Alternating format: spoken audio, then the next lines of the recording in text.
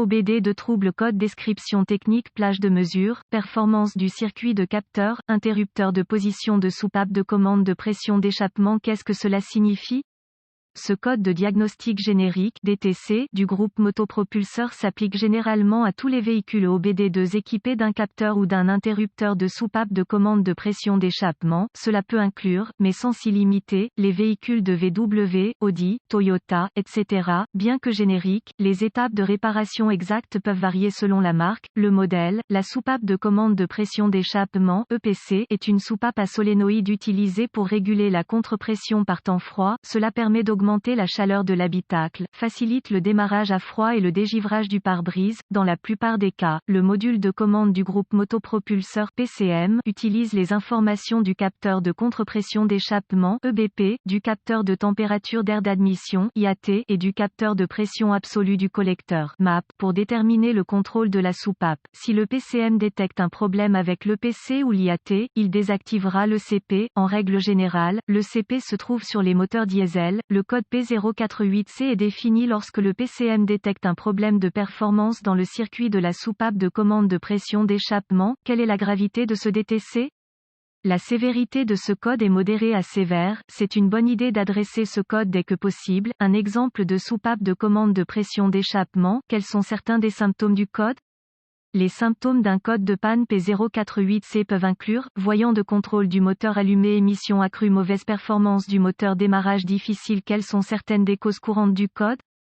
Les causes de ce code peuvent inclure, vanne de commande de pression d'échappement défectueuse, problème de câblage PCM défectueux. Quelles sont les étapes de dépannage du P048C? Commencez par vérifier la soupape de commande de pression d'échappement et le câblage correspondant, recherchez les connexions desserrées, le câblage endommagé, etc. Si des dommages sont détectés, réparez si nécessaire, effacez le code et voyez s'il revient. Ensuite, vérifiez les bulletins de service technique (BST) concernant le problème. Si rien n'est trouvé, vous devrez passer au diagnostic étape par étape du système. Ce qui suit est une procédure généralisée, car les tests pour ce code varient selon les véhicules. Pour tester avec précision le système, vous devrez vous référer à l'organigramme de diagnostic du fabricant, vérifier le câblage avant de continuer. Vous devrez consulter les schémas de câblage d'usine pour déterminer quels fils sont lesquels. AutoZone propose des manuels de réparation en ligne gratuits pour de nombreux véhicules et ALLDATA propose des abonnements à un seul véhicule. Test du solénoïde. Retirez le connecteur du solénoïde. Utilisez un multimètre numérique réglé en ohms pour vérifier la résistance interne du solénoïde. Pour ce faire, connectez le multimètre entre la borne du solénoïde B+ et la borne de terre du solénoïde. Comparez la mesure de résistance aux spécifications de réparation d'usine. Si le compteur affiche une lecture hors spécification ou hors limite (OL) indiquant un circuit ouvert, le solénoïde doit être remplacé. Vérifiez le côté puissance du circuit. Assurez-vous que le véhicule est resté assis pendant au moins quelques heures. La nuit est préférable et qu'il est froid. Retirez le connecteur du solénoïde. Contact mis. Utilisez un multimètre numérique réglé sur volt-cc pour vérifier la puissance du solénoïde, généralement 12 volts. Pour ce faire, connectez le fil négatif du multimètre à la masse et le fil positif du multimètre à la borne du solénoïde B+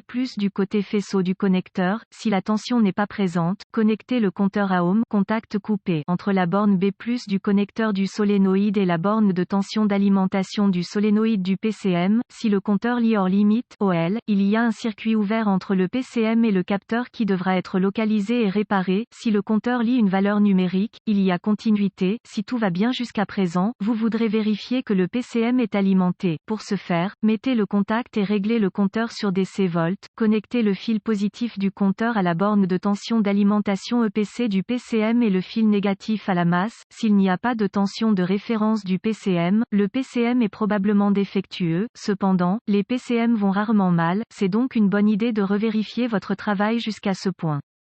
Vérifiez la portion de terre du circuit avec le contact coupé. Utilisez un multimètre numérique réglé en ohms pour vérifier la continuité à la terre. Retirez le connecteur du solénoïde. Connectez le multimètre entre la borne de terre du solénoïde et la masse du châssis. Si le compteur lit une valeur numérique, il y a continuité. Si le compteur lit hors limite (OL), il y a un circuit ouvert entre le PCM et le solénoïde qui devra être localisé et réparé.